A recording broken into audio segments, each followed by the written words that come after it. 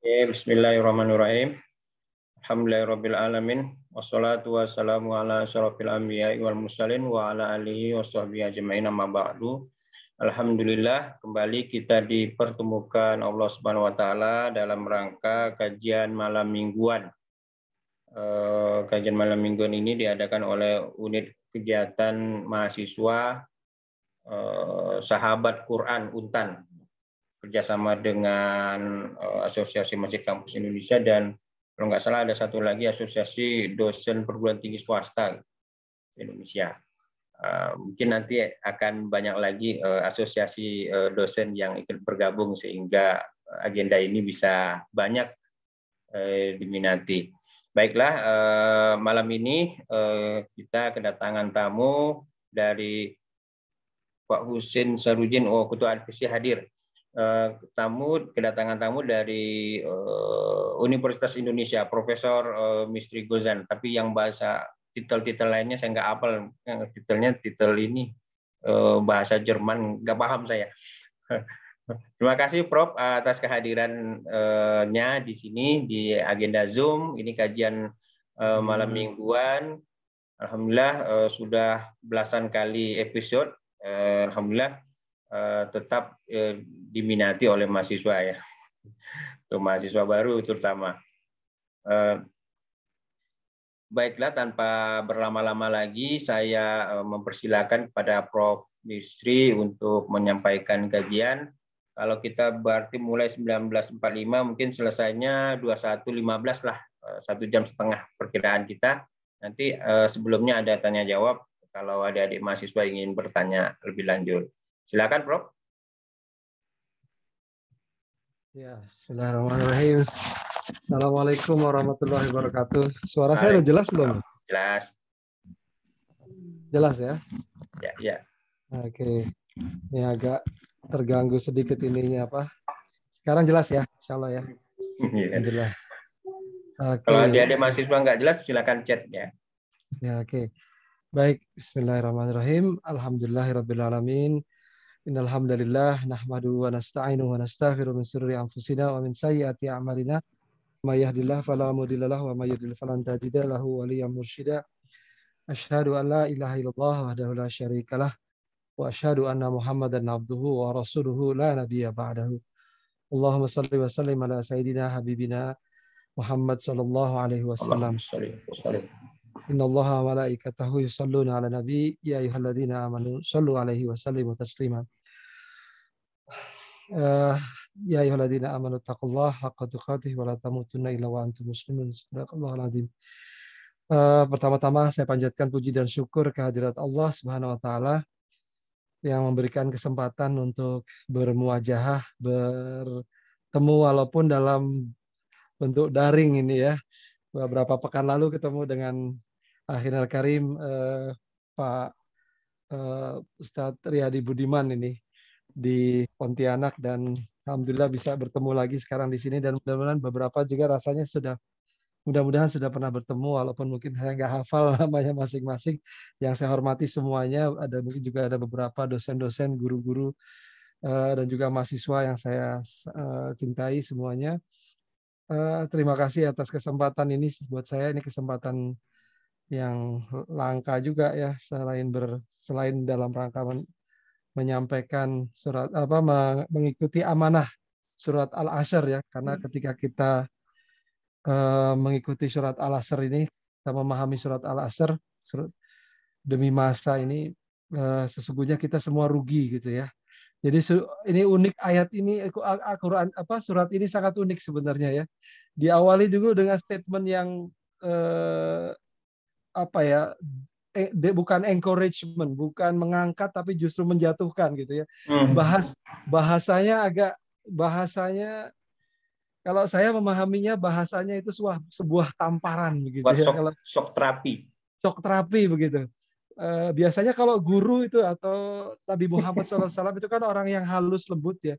Tapi coba kita perhatikan surat Al-Asr ini, bahasanya bahasa yang shock terapi begitu, tamparan yang keras sekali. Demi masa, dan yang bersumpah itu Allah, sesungguhnya manusia berada dalam keadaan merugi. Innal insana lafi khusr. Dan diulangi juga di dalam surat atin misalnya, tapi tidak dengan demi masa ya, tapi dengan yang lainnya gitu ya, dengan sumpah yang lain. Tapi kalau kita lihat, dan kebetulan ini adalah awal tahun Masehi ya, jadi ini ya kesempatan unik juga. Nah, ada sisi positif sedikit, kemarin tidak terlalu hura-hura kalau dibandingkan dengan tahun-tahun sebelumnya ya, karena mungkin karena pandemi, tapi barangkali di dalam hati mereka masih tetap ingin hura-hura, kita tidak tahu ya. Tapi yang jelas alhamdulillah agak sedikit reda. Biasanya saya sampai tidak bisa tidur itu kalau di luar pandemi itu, orang pasang petasan segala macam. Saya pernah memanggil polisi gara-gara masjid pun dipakai buat teriak-teriak anak-anak gitu ya. Di malam tahun baru, saya kira itu sudah sebuah kekacauan berpikir yang luar biasa.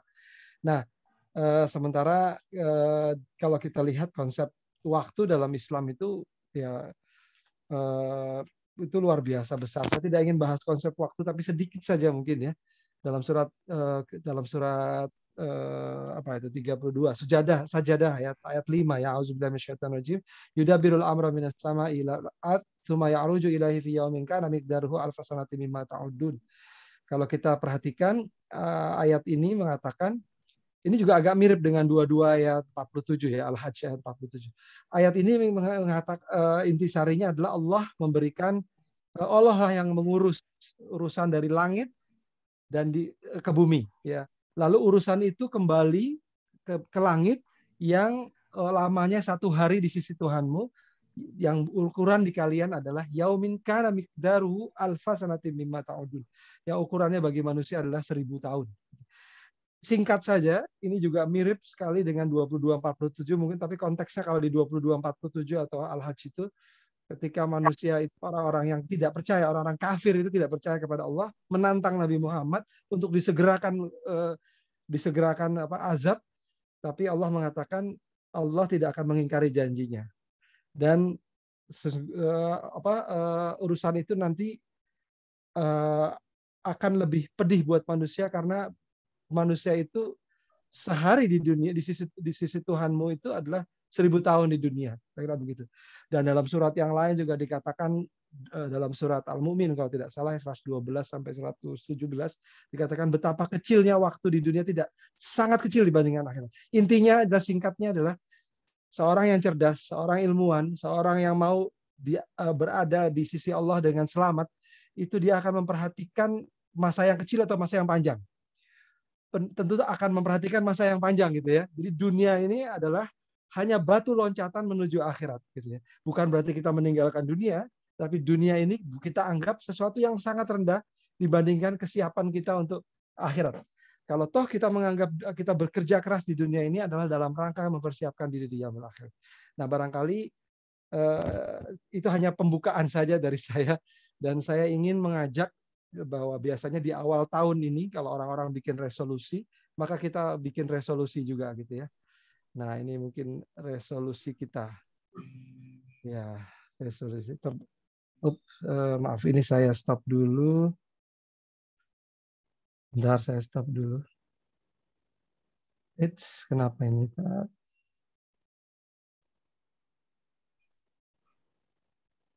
Oke, share-nya sekalian. Ya, jadi sudah terlihat ya? Oke, sudah. Oke, cuma mungkin nggak full kali ya. Nah, sekarang udah full mudah-mudahan. Ya. Bagaimana mengambil? Kok hilang? Keluar lagi. Saya nggak tahu kenapa. Sebentar ya, saya coba. Ini biasa karena sudah.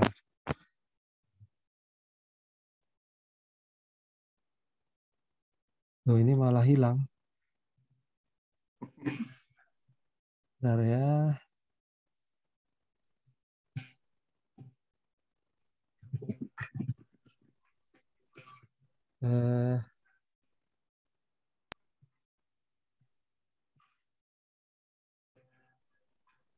Sekarang sudah terlihat? Terlihat. Bisa diambil yang besar? Ya, saya fullkan ya. Saya fullkan. Sebentar. Ini teknologi ini kadang-kadang perlu sedikit. Oke.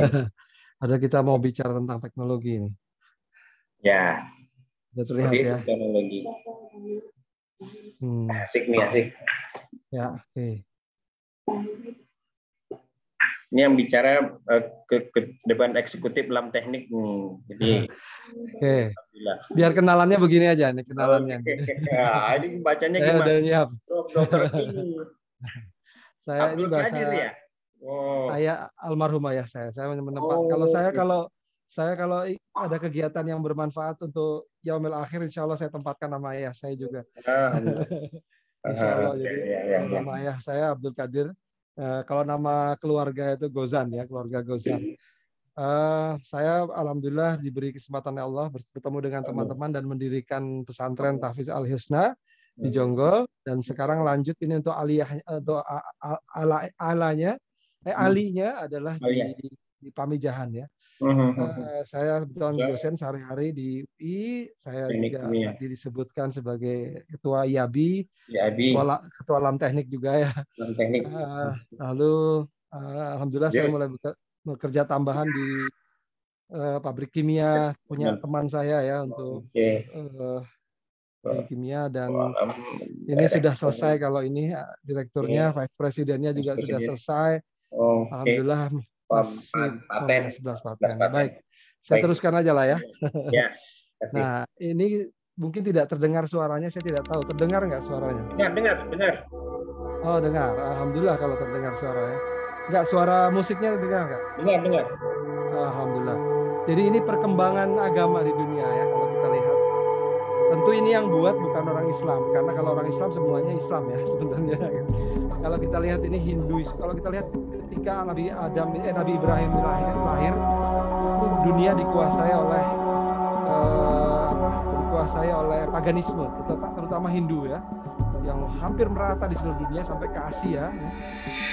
Sebagian besar lah, tidak merata di dunia, tapi sebagian besar di dunia, dan budaya yang tercatat. Tentu mungkin ada manusia-manusia tempat lain ya, tentu ada manusia.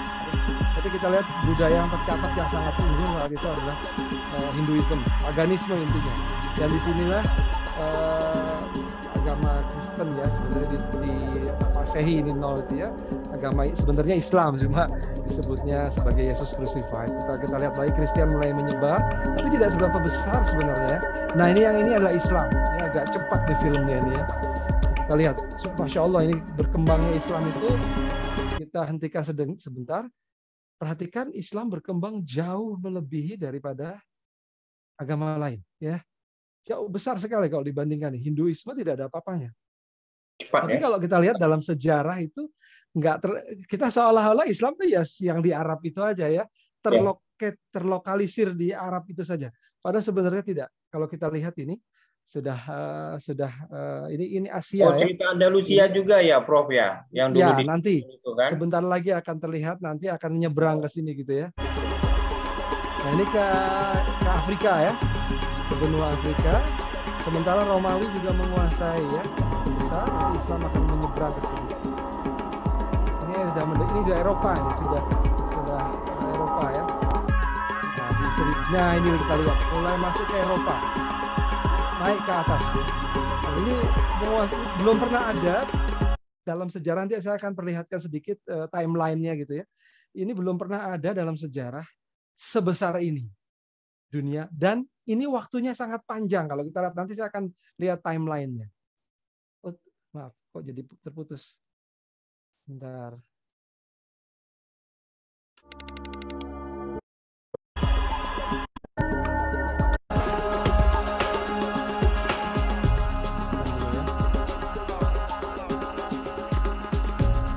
Termasuk juga ke Afrika ya, selatan.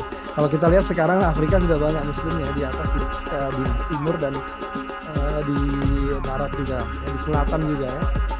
Nah, lalu ini sebenarnya Islam juga sudah masuk ke sini kan, ke Amerika, baik utara maupun selatan, tapi tidak digambarkan. Indonesia sudah mulai hijau ya di tahun-tahun segini ya, kita lihat. Ini memang perang peradaban itu memang betul-betul ini. Nah, baik, ini yang dibuat oleh bukan orang Islam ya tentunya, sehingga mungkin ada bias sedikit, tapi yang jelas Islam begitu jaya pada saat itu. Dan salah satu kuncinya adalah Muslim menguasai ilmu pengetahuan. Kita lihat tadi saya janji sedikit, tapi sebelum sampai ke timeline, kita coba diskusi ya, biar malam ini biar nggak ngantuk lah kira-kira gitu. Ini pesertanya saya ada dosen, ada mahasiswa ya. Mungkin silahkan aja bebas siapa yang ingin berekspresi. Kalau melihat gambar ini, foto ini adalah di Madinah ya. Jelas ya, ini Madinah ya, insya Allah. Ya, sudah pernah pergi haji atau umroh mengunjungi Madinah juga barangkali. Nah, kalau melihat seperti ini, bisa nggak kita cerita sedikit di mana urgensi ilmu pengetahuan ketika kita melihat gambar ini? Ada nggak yang ingin berekspresi? Supaya jangan satu arah ini, nggak enak kalau satu arah nih. Silakan kalau adik-adik mahasiswa mau ini silakan. Suaranya bisa di unmute barangkali satu. Saya beri jatah untuk unmute. Atau kawan-kawan dosen yang sudah saya beri co-host ya, sudah bisa. Atau sambil lihat ada 2 gambar sebenarnya, sekalian aja ini. Ini dan ini. Ini di Mekah ini. Kira-kira bisa nggak mengekspresikan di mana pentingnya ilmu pengetahuan di sini? Banyak nih. Silakan. Dan yang saya maksud ilmu pengetahuan tidak hanya teknologi loh ya. Silakan Bapak Ibu, adik-adik sekalian. Saya tidak hanya teknologi ya. Coba lihat nih bangunan-bangunan kayak ini, nggak sembarangan ini bisa berdiri bangunan kayak ini. Kira-kira gimana? Ada yang ingin berekspresi atau menyampaikan sesuatu? Mana adik-adik ini? Present coba. Biar nggak satu arah dong ini. Kalau ada yang resen. Nggak usah takut salah ya. Nggak usah takut salah. Nggak ada yang salah insya Allah. Atau kawan dosen. Baik, mungkin saya mulai sedikit saja ya. Ini kalau kira-kira tahun ini ada sekitar tahun 2018-2019 diperkirakan sekitar 3 juta muslimin yang melaksanakan ibadah haji.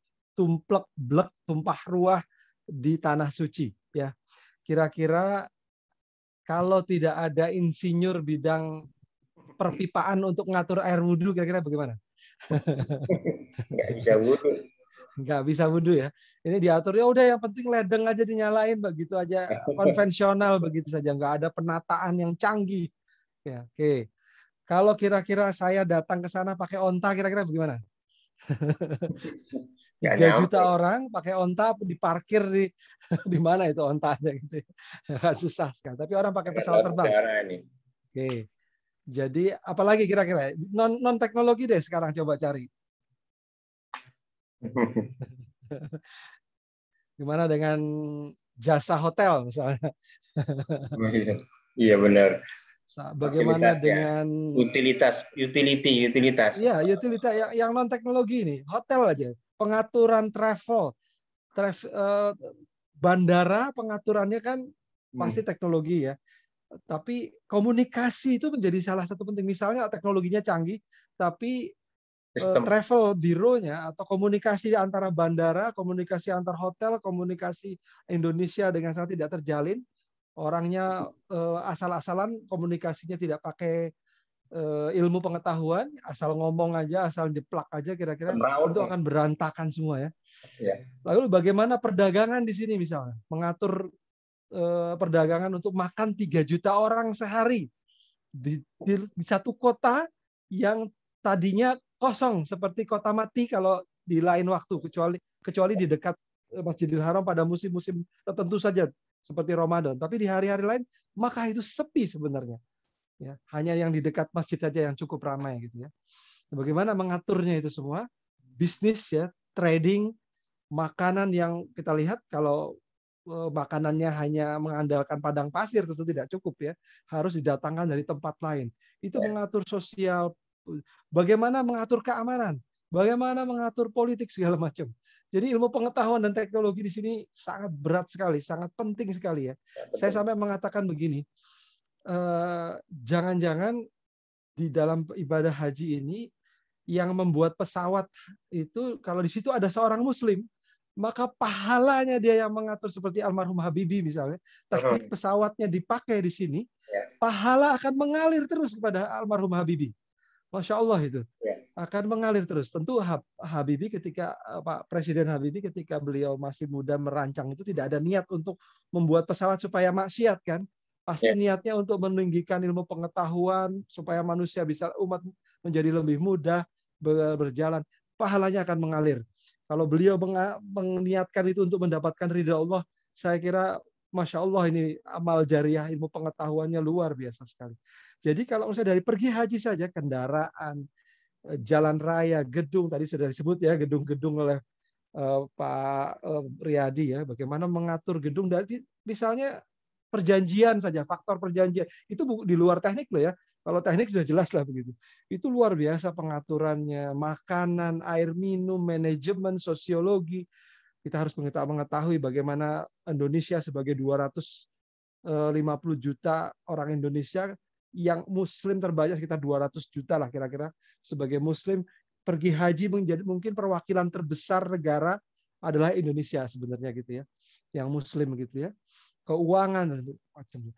Bahkan sebenarnya kalau kita lihat di dalam Quran misalnya, nah ini bukan karena saya insinyur ya, tapi karena bukan berarti hanya membanggakan insinyur, tetapi karena saya seorang insinyur, jadi perhatian saya lebih cepat menangkap di dalam Al-Quran ketika berbicara sesuatu yang agak soal apa ya, ada sensitivitas insinyurnya. Ketika saya membaca dalam surat Al-Kahfi itu, A'udzubillahi minasyaitonirrajim. Atuni zubaral hadid hatta idza sawa baina sadafaini qala anfukhu hatta idza ja'alahu naran qala atuni ufrig alaihi qitran. Saya langsung bertanya, apakah Zulkarnain ini seorang insinyur jangan-jangan gitu ya? Karena nggak mungkin menjelaskan seperti ini kepada orang lain dengan mudah itu ya. Ini kan bukan dia yang menjalankan. Kecuali dia seorang yang mempunyai kemampuan kapabilitas sebagai seorang insinyur. Tentu waktu itu belum ada sertifikasi insinyur ya. Tapi perhatikan kata-kata beliau. Berikanlah aku potongan-potongan besi. Hingga apabila besi itulah sama rata dengan kedua puncak gunung itu, berkatalah Zulkarnain, tiuplah api, nyalakan api. Pengetahuan tentang metalurginya luar biasa. Menumpuk besi itu tidak mudah. Pasti membutuhkan transportasi ke atas. Pasti dia seorang insinyur juga yang bisa mengatur transportasi ke atas gunung itu nggak gampang loh, gitu ya. Dan ini dalam waktu yang sangat cepat, gitu ya. Hingga apabila besi itu sudah menjadi merah seperti api, dia pun berkata, berilah aku tembaga. Ini masya Allah, ahli kimia, ahli metalurgi, dia mengetahui betul mengenai energi dan sebagainya. Jadi kalau saya punya ini baru apa ya rasanya pasti Allah ada maksudnya menjelaskan di tengah surat di penghujung surat Al-Kahfi yang isinya yang kalau itu adalah mengingatkan kita tentang yaumil akhir, mengingatkan kita tentang perjalanan Nabi Musa dan Idris. Sorry kok betul ya, bukan Idris, Nabi Idris ya, betul ya, Musa dan Khidir, maaf, Nabi Khidir. Nabi Khidir. Oh jadi Idris, astagfirullahaladzim. Nabi Khidir. Terus sebelum itu disampaikan mengenai di ujung bukan sebelum. Sesudah itu disampaikan mengenai Zulkarnain. Seolah-olah itu puncak begitu ya. Dan itu saya pikir pasti ada maksudnya gitu ya.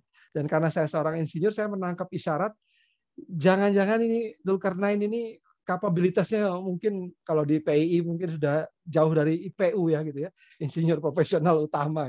Karena dia sudah melanglang buana dan membangun banyak sekali dan peninggalannya banyak sekali, bahkan orang Kristen pun mengakui hal ini. Baik. Nah, saya hanya ingin mengungkapkan sedikit saja sebagai sedikit kesimpulan di awal, yaitu segala sesuatu yang tanpanya suatu kewajiban tidak akan terlaksana, maka sesuatu itu wajib hukumnya. Tidaklah sesuatu yang apabila tidak akan terlaksana kewajiban, maka dengannya, maka nya itu adalah wajib. Contoh begini, hukum dasar dari wudhu itu apa? Ada yang tahu barangkali? Hukum dasar dulu deh. Ini kok pada malu-malu sih? Jangan malu-malu lah, kita diskusi aja. Biar asik gitu. Kalau satu arah kurang asik ya. Hukum dasar wudhu itu apa? Ada yang tahu? Adik-adik atau mas-mas atau mbak-mbak atau bapak ibu sekalian yang saya hormati barangkali? Nggak ada yang benar, nggak ada yang salah. Kita diskusi aja dulu.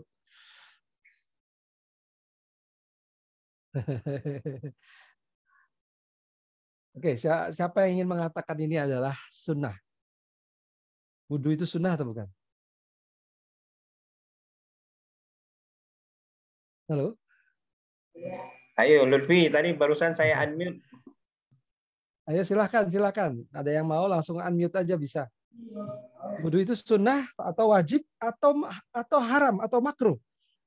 Oh haram enggak lah ya. Makruh bagaimana makruh? Mungkin nggak wudhu itu makruh? Itu Nah, wudhu itu apa? Silakan. Jangan ragu-ragu. Nggak akan dihukum. kalau wudhu aja itu sunnah Ya, kalau menurut saya. ya, Kalau menjadi persyaratan untuk sholat wajib, jadi wajib hukumnya. ya, betul. Jadi kaidah fikih ini kan memang begitu ya mengatakan. Bisa nggak wudhu itu menjadi makruh? Masya Allah ini. Banyak yang tidak mengetahui. Coba buka tulisannya Ali Yafi ya. Tentang lingkungan hidup. Menarik sekali dibahas. Beliau mengatakan, wudhu itu bisa menjadi makruh. Dan itu ada dalilnya. Ketika orang sudah yakin dia sudah berwudhu, dia belum pernah menggunakan wudhu itu untuk sholat, tapi dia yakin dia masih punya wudhu, lalu dia wudhu lagi. Oh ya, mubazir. Mubadir. Maka Ali Yafi tentu saya tidak hafal dalil-dalil apa yang beliau pakai, tapi beliau ini salah satu kiai yang cukup kita banggakan ya, kita akui juga di keilmuannya. Beliau mengatakan hukumnya makruh.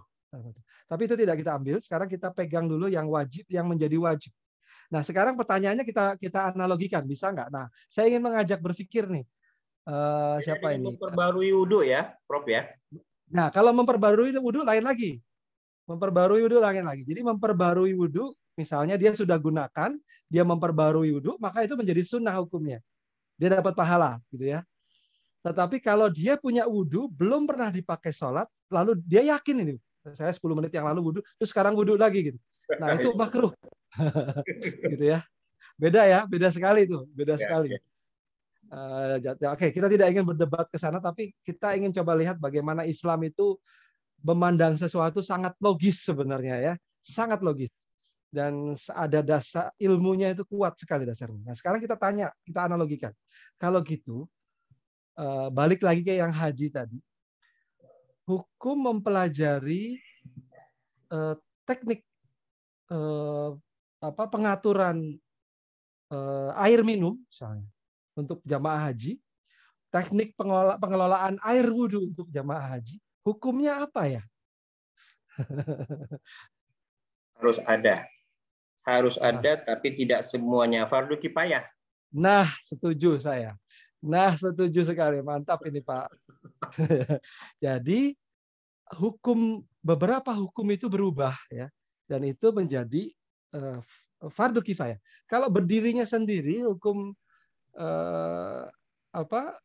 hukum-hukum ini, ilmu pengetahuan yang seolah-olah dunia ini dibahas juga oleh Imam Syafi'i ya, dibahas oleh Imam Syafi'i, tapi saya tidak siapkan slide-nya. Beliau mengatakan beberapa beberapa ilmu pengetahuan yang sifatnya wajib ain dan yang sifatnya wajib kifayah atau fardu kifayah.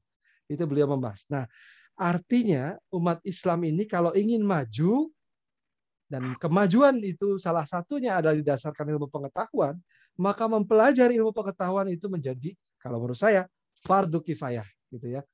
Allah alam bisawab, tetapi saya memegang itu, gitu ya, bahwa mempelajari ilmu pengetahuan untuk mencapai kemajuan peradaban umat Islam itu tidak lain tidak bukan adalah fardu kifayah, gitu ya. Dan fardu kifayah itu tidak akan selesai atau tidak akan tuntas kewajiban itu kecuali terlaksananya kewajiban itu. Wah, ini berat nih jadinya ya. Sampai peradaban itu muncul, dikuasai oleh umat Islam, fardu kifayahnya itu belum gugur, gitu ya. Kan begitu ya. Kalau misalnya orang meninggal, hukum fardu kifayahnya adalah memandikan, lalu menguburkan. Sampai selesai memandikan, mengafankan, menyolatkan, menguburkan, sampai selesai itu fardu kifayahnya belum gugur, ya. Kalau sampai tidak terlaksana, umat Islam di sekitar itu menjadi berdosa semuanya. gitu ya. Nah, ini jadi berat ya, kajiannya jadi berat nih. Nah, artinya adik-adik mahasiswa belajarlah sungguh-sungguh. Kita lihat sekarang ya. Nah, oke. Gimana kita dalam peradaban? Nah, kita lihat masa lalu dulu sekilas. Ada buku yang sangat menarik. Buku ini ditulis oleh ilmuwan non Muslim, sebagian besar non Muslim walaupun ketuanya Muslim juga, di Inggris ya. 1001 Invention Muslim Heritage in Our World. Ini buku ini di tahun 95-94 kalau tidak salah terbitnya. Menarik sekali. Maaf, 90 akhir 90 lah ya. Akhir 90. Sorry, astagfirullahaladzim. 2000 saya belinya 2009 saya beli buku ini. Dan itu baru muncul bukunya, maaf, bukan 1000, saya agak lupa tahun tadi. Jadi sekitar 2000-an ya, dari 2008 2007 mungkin terbitkan buku ini. Tapi yang menarik, buku ini mahalnya luar biasa. Tapi banyak sekali yang membelinya. Lalu di Indonesia diterjemahkan juga, sudah mulai diterjemahkan, harganya lebih murah, bisa dicari gitu ya. Harganya 10 kali lipat kalau aslinya itu dibandingkan yang bahasa Indonesia. Ini ada bikin film juga. Buku ini dibuat film untuk melihat betapa kejayaan Islam itu besar dan langgeng dampaknya bagi manusia. Nah, tadi yang saya janjikan ini. Nah, ini dia. Jadi kalau Bapak Ibu sekalian, adik-adik sekalian lihat, setiap abad itu selalu ada tokoh ilmu pengetahuan yang menurut George Sarton ini berpengaruh terhadap peradaban dunia. Sampai hari ini maksudnya gitu ya, sampai hari ini gitu. Nah, kalau kita lihat Yunani itu hanya sekitar berapa tahun ini? 150 sampai 200 tahun ya. Kalau kita ambil di sini berapa? Katakanlah 250 ke 450, padahal ini 450 aja nggak nyampe, 250 aja nggak nyampe, kurang dari 200 tahun gitu ya. Kurang dari 200 tahun. Ya, antara 150-an kira-kira itu ya. Peradaban Yunani, kalau kita lihat tadi gambar video tadi, itu kalau kita bikin timeline lebih clear di sini, udah muncul Plato, Aristoteles, di sini juga ada Plato, Aristoteles, Socrates juga ya, dan lain-lain. Itu yang dikagumi oleh Barat dan memang sangat berpengaruh terhadap pemikiran di Barat hingga hari ini. Itu nggak lama sebenarnya, hanya 200 tahun, kurang dari 200 tahun. Catatan dunia agak vakum di sini begitu ya. Lalu mengenai ilmu pengetahuan, ilmuwan yang mempengaruhi peradaban dunia. Lalu Cina kita lihat yang mempengaruhi peradaban dunia di sini digambarkan oleh George Sarton ini nggak banyak, ya, nggak banyak, sekitar 650 sampai berapa ini? 800 juga nggak sampai. Berarti berapa tahun? Kurang dari 200 tahun. Katakanlah 150 ya, berapa ini? Ya, 150 tahun ya, nggak sampai 150 tahun. Tapi coba lihat, ini dia kurang adil. Ini tidak skala ya. Ini saya yang gambarkan ya. Tapi coba lihat dari sini. 800 Masehi sampai Umar Khayyam. Tapi sebenarnya kan kalau peradaban Islam itu sampai kapan? Ahli-ahli pengetahuan kita itu sekitar berapa tahun? Sampai perang ya. Kita dikalahkan itu khalifah itu sekitar 1900, katakanlah 1928 itu ya kejatuhannya 1924 ya kalau tidak salah, Khalifat Utsmani Ottoman ya, Turki ya, katakanlah 1800 saja kita ambil, karena nggak mungkin mempertahankan kekhalifahan begitu luas di dunia tanpa adanya ilmu pengetahuan yang kuat, itu tidak mungkin gitu ya. Nah, itu tidak lebih dari tidak kurang dari 1000 tahun. Ya, kalau 800 sampai 1800 saja, ya, tidak kurang dari 1000 tahun. Begitu ya.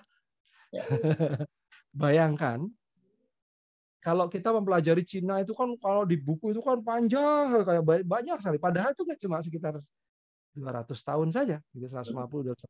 Nah ini kita tidak diajarkan di sekolah, tidak masif belajarnya. Padahal 1000 tahun, tidak kurang dari 1000 tahun kejayaan Islam dan menghasilkan begitu banyak ahli ilmu pengetahuan. Sampai dibikin bukunya ini, buku ini memang dibikin karena memang dunia menyadari betapa pengaruh Islam itu begitu besar. Dan mulai adil sekarang dunia mulai mencoba mengungkapkan Muslim heritage, warisan Islam dalam peradaban dunia kita, gitu ya, kira-kira begitu ya. Ya. Luar biasa ini. Dan buku ini penuh dengan gambar-gambar dan bahasa Inggrisnya juga Penulisnya siapa? mudah. Penulisnya. Penulisnya siapa ini? Penulisnya ada puluhan, Pak. Jadi saya nggak hafal, tapi salah satu pimpinannya ini, namanya Said siapa ini? Nggak begitu kelihatan. Nanti saya kirim deh.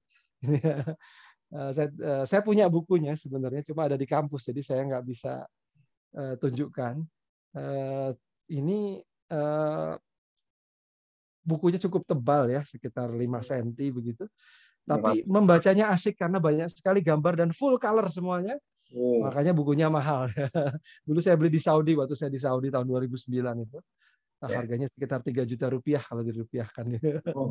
Sekarang saya lihat di internet di website di toko-toko online itu sudah sekitar 300.000 rupiah. Ya, mungkin tidak full color seperti yang ini ya, saya tidak tahu, tapi minimal buku cetak asli lah, bukan bajakan gitu ya. Jadi bukunya memang sangat menarik. Nah, kayaknya mesti punya nih Untan nih. Baik. Jadi saya hanya dengan gambar ini, dengan apa namanya, dengan timeline ini atau kerangka waktu ini, saya ingin memberikan semangat. Pertama, bahwa kita di Islam ketika menguasai peradaban itu jauh lebih lama dibandingkan dengan kisah peradaban lain. Ya, jauh lebih langgeng, gitu ya. Satu itu. Ya, dan begitu banyak ahli ilmu pengetahuan. Ini yang menuliskan bukan saya, ini George Sarton ya, yang mengungkapkan beberapa banyak. Ini sebenarnya belum semua diungkapkan. Ini juga mungkin belum semua, tapi yang mempengaruhi terhadap peradaban menurut dia ini. Sebenarnya di sini harusnya juga ada Socrates ya. Kedua, tadi adalah panjang waktunya. Kedua, dan itu belum lama, begitu ya. Belum lama. 1800 itu kan sekitar 200 tahun yang lalu. Ya. Itu belum lama. Dan sebenarnya kalau kita hitung 1900 itu belum, baru 100 tahun lebih sedikit saja, begitu ya. Dan ketiga, jadi panjang, Islam begitu menguasai, panjang. Kedua, belum lama. Nah, yang ketiga terkait dengan ada peradaban sekarang. Dengan peradaban sekarang, era informasi yang demikian cepat, 4.0 atau 5.0 ini, maka kesempatan kita untuk merebut itu jauh lebih besar lagi. Dan dunia sekarang sudah begitu terbuka. Tidak ada yang bisa ditutup-tutupi. Kalau dulu orang ingin masuk ke dalam, kenapa misalnya sampai terjadi peperangan Islam ini, masuk ke dalam satu negara, itu karena memang dihalang-halangi. Orang untuk berdakwah itu dihalang-halangi. Sehingga tidak mungkin, kalau kita tidak melindungi diri kita dengan pasukan, untuk berdakwah, tidak mungkin kita bisa berdakwah. Kira-kira begitu ya. Ya. Kalau ada orang bertanya, kenapa sih kok bisa Islam kok senang perang? Ya, bukan cuma ya, karena dulu memang kalau mau memasuki satu negara ingin berdakwah pasti dibunuh gitu ya kalau dia tidak melindungi dirinya. Oleh sebab itu harus dilindungi dengan pasukan. Dan didahului tidak langsung perang, didahului dengan penawaran. Bolehkah kita menjalankan ibadah di sini? Bolehkah kita menawarkan agama di sini? Sehingga banyak juga yang tidak melalui peperangan, seperti misalnya di Indonesia, misalnya di Asia pada umumnya tidak melalui peperangan. Islam itu sampai di Filipina, makanya Filipina itu namanya sebenarnya dulu banyak sekali nama-nama Islam. Bahkan pahlawan nasional Filipina, siapa namanya, Yosef Rizal, ya, itu nama Islam sebenarnya. Saya hafal pahlawan Filipina ini karena ulang tahunnya sama saya kebetulan. Ini pahlawan besar Filipina yang kalau kita dari bandara itu ketemu nanti menuju alun-alun, di alun-alun itu ada patung besar Yosef Rizal, gitu ya. Itulah pahlawan nasional mereka. Saya pernah mendatangi Filipina dan saya berfoto di bawah patungnya Yosef Rizal ini yang dihukum mati gitu ya. Jangan-jangan dia seorang Muslim sebenarnya karena namanya Rizal, gitu ya. Wallahu alam, saya tidak tahu. Tapi itu hanya praduga yang belum terbukti. Oke, sampai sini saya ingin memberikan motivasi sebenarnya. Jangan ragu untuk merebut ilmu pengetahuan. Kita bukan bangsa terbelakang. Kita bukan umat terbelakang. Kita menjadi terbelakang karena kitanya tidak menyiapkan diri. Kira-kira itu satu ya. Baik, kita lanjutkan. Jadi ilmu pengetahuan dan teknologi adalah salah satu kunci sukses. Saya ini kalau bicara selalu harus perhatikan waktu nih. Kalau masih banyak ya waktunya ya. Masih banyak, Prof. Kalau nggak selesai udah buat episode berikutnya. Baik, ini tak terasa sudah 40 menit. Saya masih belum setengah ini materinya. Jadi ilmu pengetahuan dan teknologi adalah salah satu kunci kesejahteraan bagi manusia. Pertanyaannya, Apakah dengan ilmu pengetahuan dan teknologi belaka manusia itu sejahtera? Kita lihat data-datanya ya. Saat ini skeptisme menguasai dunia, tapi saya kira ini salah filosofis, saya lewatkan saja dulu ya. Intinya begini, manusia saat ini dengan ilmu pengetahuan itu sampai pada kebingungan. Kenapa? Karena mengatakan begini, segala sesuatu itu tidak pasti. Meragukan, mencurigakan itu adalah lambang atau jargon dari seorang ilmuwan gitu ya. Sikap mempertanyakan segala sesuatu, meragukan apa yang diterima, mewaspadai segala kepastian agar tidak mudah ditipu, itu adalah skeptisisme yang menjadi, itu adalah istilahnya adalah skeptisisme. Paham skeptisisme ini dianut oleh sebagian besar para ilmuwan yang ketika dia mempelajari ilmu, walaupun dia seorang Kristen, walaupun dia seorang Buddhis, ketika dia mempelajari ilmu, paham ini yang dia pegang, bukan paham agamanya. Kira-kira begitu ya. Filsafat, Prof. Paham ya? Salah dulu. Ya, filsafat, betul. Salah dulu, baru mencari kebenaran. Betul, begitu ya. Nah, ini akibatnya dahsyat sekali. Apakah ini buruk? Kita lihat nanti ya.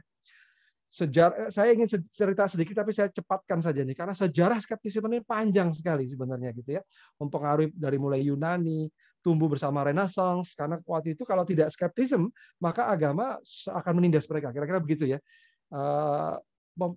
Dianggap sebagai sebuah kemenangan intelektual terhadap kalangan agama, kira-kira skeptisisme itu seperti itu. Masa hitam. Jadi ya. Masa hitam apa namanya istilahnya? Abad pertengahan yang gelap. Masa kegelapan.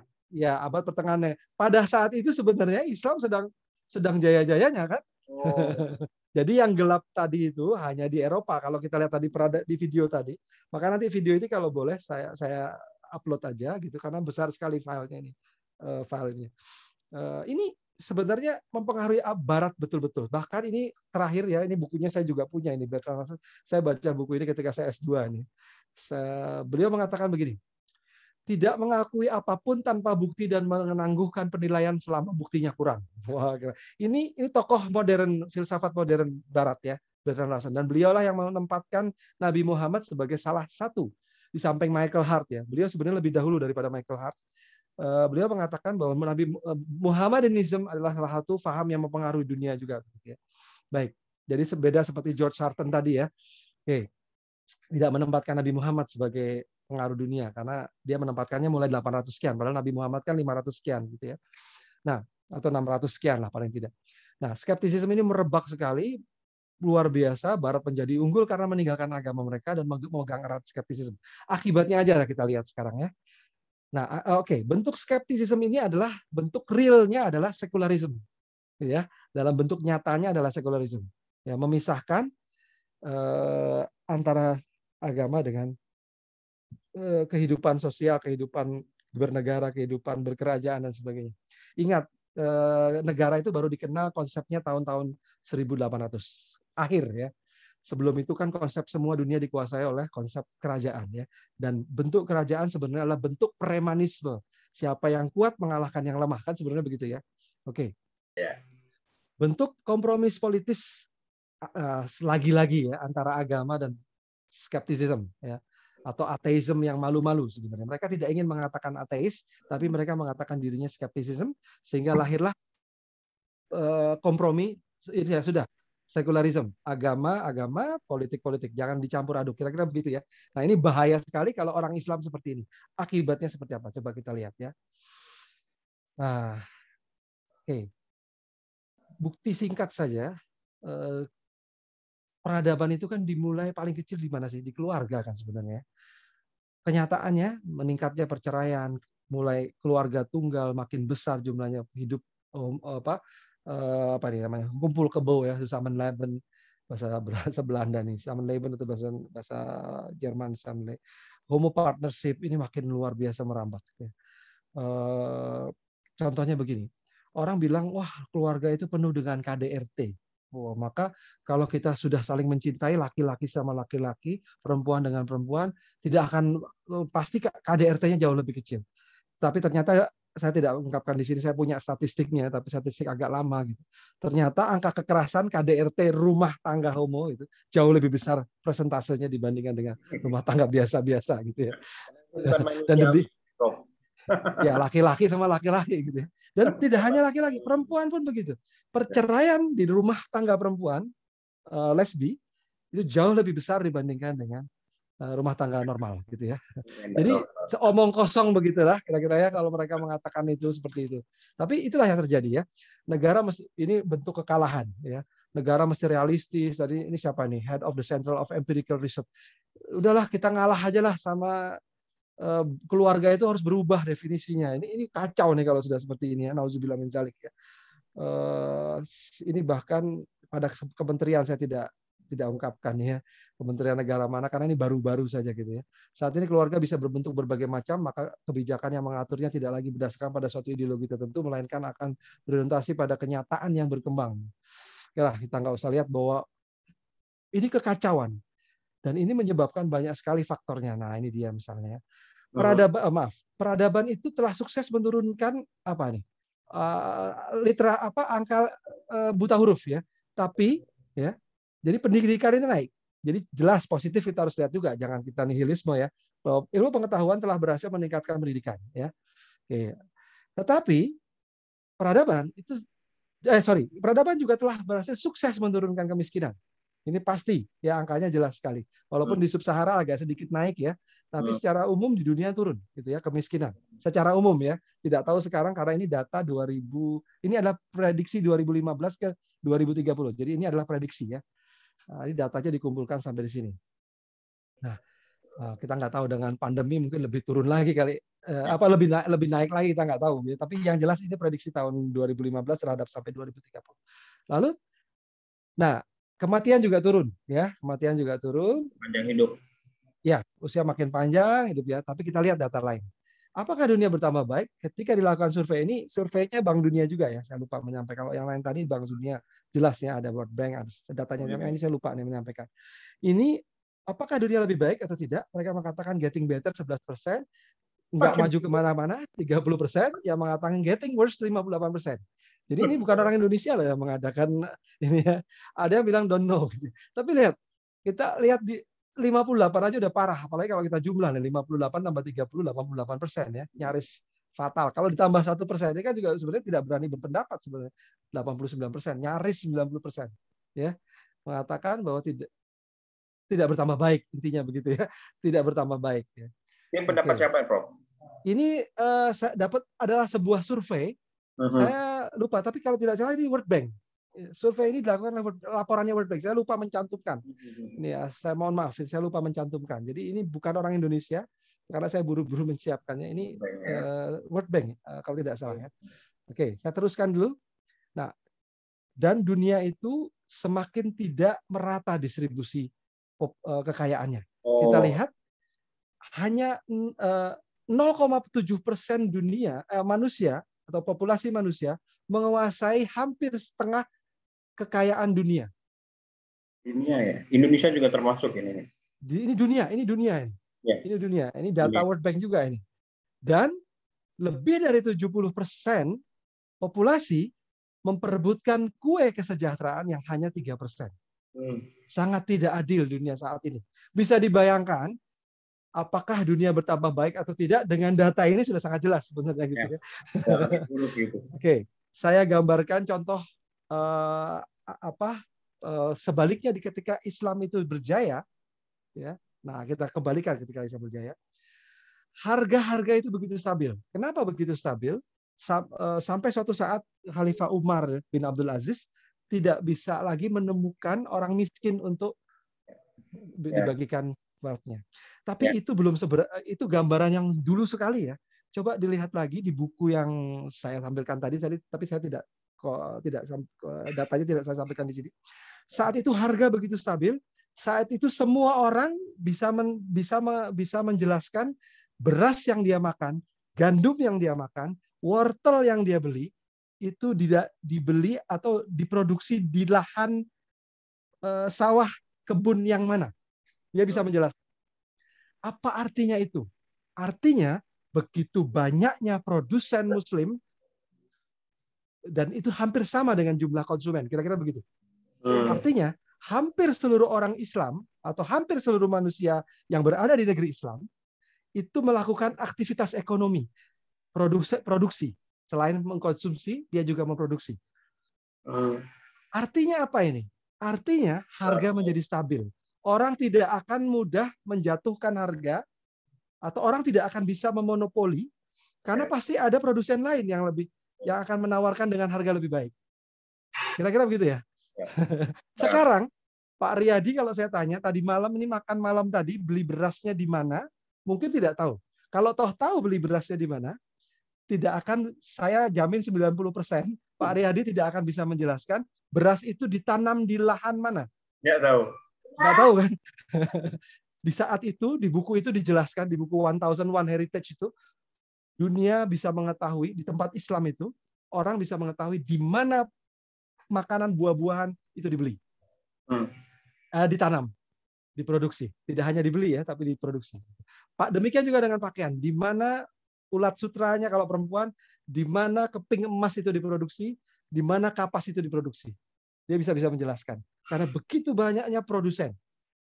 Sehingga orang bisa langsung dekat dengan produsen. Sehingga jarak antara produsen dengan konsumen begitu dekat. Sangat dekat ya. Oke. Sangat dekat. Dan ini sesuai dengan hadis Nabi. Jangan kamu kuasai di tengah jalan itu. Artinya hanya monopoli orang-orang tertentu saja distribusi itu. Dan ini berbahaya sekali. Akibatnya ini, dunia seperti ini. Gitu ya. Oke. Jadi itu membutuhkan pengetahuan juga, membutuhkan keahlian juga ya. Tidak hanya ilmu pengetahuan tapi keahlian juga. Baik, kita teruskan. Ini panjang materinya ya. Kita teruskan dulu. Nah, marriage, dunia menunjukkan tidak bahagia ya. Makin sedikit marriage di seluruh dunia. Ya, datanya seperti ini. Turun, lembaga pernikahan turun. Demikian juga sebaliknya perceraian naik. Sempat sampai puncaknya di sini. Nah, ini waktu itu tahun 1970-an 80 ini ada sebuah kisah lucu itu di majalah Intisari itu saya baca itu. Jadi ada anak kecil laki-laki ketemu dengan anak kecil laki-laki, ngobrolnya begini, gimana ayah kamu yang baru? Gimana rasanya punya ayah yang baru? Kenapa? Loh itu kan bekas ayah saya gitu. Kalau kita lucu ya, tapi itu tragis sebenarnya gitu. Tragis ya. Muslim ya, Prof. Ya. Pertanda dunia tidak bahagia ya. Pertanda dunia tidak bahagia. Dunia ya. Ya, kenapa? Karena bagi mereka manusia hanyalah sekerat daging, tulang belulang dan urat otot. Akal hanya aktivitas yang dihasilkan otak. Manusia dianggap seperti benda hidup lain, evolusi hingga menjadi manusia. Bumi hanyalah satu dari jutaan planet. Ini pikiran-pikiran yang menguasai skeptisisme yang dasarnya adalah materialisme sebenarnya. Ya, cuma tidak berani mengatakan materialisme. Mereka masih menganggap itu agama, masih memegang agama juga sedikit, tapi mereka tidak pakai. Sehingga pecahlah jadi skeptisisme. Lalu ujung realnya itu adalah sekularisme. Gitu. Tapi ini di dunia barat, Prof. Ya, sebenarnya tidak hanya di barat. Orang Indonesia pun mulai banyak yang juga kebablasan begitu ya, tidak yakin sama agamanya gitu ya. Maka saya merasa acara kalam ini menjadi sangat penting ya. Dan ujung-ujungnya nikmati hingga puas ya. Tidak ada akhirat itu tidak ada. Sampai ada seorang negarawan Indonesia mengatakan, apa kamu pernah ke akhirat? Jadi bisa percaya seperti itu gitu kan nggak benar juga gitu. Dan buat mereka manusia tidak lain dari oksigen, karbon, hidrogen, asam, kalsium, fosfor dan sebagainya. Sebuah lembaga materi dan jasad hewani saja gitu. Dan ini diungkapkan dengan jelas gitu oleh mereka sehingga Darwin mengatakan bahwa ada bahwa manusia itu berasal dari hewan, kira-kira begitu ya dalam bentuk kasarnya. Sebenarnya beliau tidak mengatakan begitu. Beliau mengatakan bahwa ada evolusi dan nanti berwujud menjadi manusia, kira-kira begitu ya. Oke, nah, tetapi ironisnya Muslim saat ini tidak sedang memimpin peradaban, maka kita harus menguasai. Ini ada seorang Muslim ya, Pervez Amirali Hoodbhoy, ini Pakistani nuklir fisis ya, ahli nuklir dari Pakistan mengatakan Muslim itu sedang kehilangan curiosity, rasa penasaran, yang itu sebenarnya adalah puncak peradaban ketika sivilisasi Muslim. Ya. Jadi rasa penasaran ini sebenarnya adalah bibit dari ilmu pengetahuan, gitu ya. Sayangnya Muslim tidak lagi memiliki itu secara umum ya. Nah ini yang harus kita pegang sekarang ya. Jadi kunci sukses menguasai peradaban dunia adalah ilmu pengetahuan. Dan tidak boleh kita mencampur antara hak wal batil. Kalau kita campur hak wal batil, kita menjadi terjerumus lagi kepada sekularisme yang berakar pada materialisme intinya gitu ya. Jangan campur adukan al-haq wal batil, jangan kamu sembunyikan yang hak itu, berkata benar. Saya akan singkat saja ayat-ayat ini, totalitas, silmi kafah. Kenapa? Karena kalau tidak kafah, tidak totalitas dalam Islam, maka setan itu akan menjerumuskan kita, dan setan itu musuhnya nyata bagi kita. Nah, pandangan Muslim seharusnya, nah ini saya akan perdalam sedikit di ujung materi saya. Muslim harusnya memegang teguh tauhid, mengakui Allah sebagai Tuhan, dan kesatuan paduan antara kebenaran dengan Allah itu. Tidak ada pemisahan, karena al-haqqu mir rabbik, ya. Kebenaran itu datang dari Tuhan. Jadi tidak boleh ada bahwa ya kita percaya Islam tapi ilmu pengetahuan ini tidak menyatakan agama Islam ini benar. Nah, itu atau sekarang kita bicara ilmu pengetahuan dulu deh. Kita pisahkan dari bicara agama. Nah, ini repot kalau sudah begitu ya. Kita tidak bisa mengakui Tuhan, tetapi di sisi lain kita bersikap skeptis terhadap ajarannya. Itu sebabnya hal yang sangat sederhana seperti menghormati tetangga atau tamu dikaitkan di hadis itu dengan ciri orang beriman dan dalam hadis ya. Jadi gini, mangkana yu'minu billahi wal yaumil akhir falyukrim falyakul khairan aw liyasmut. Ya, mangkana yu'min billahi wal yaumil akhir falyukrim jarahu falyukrim dhaifahu.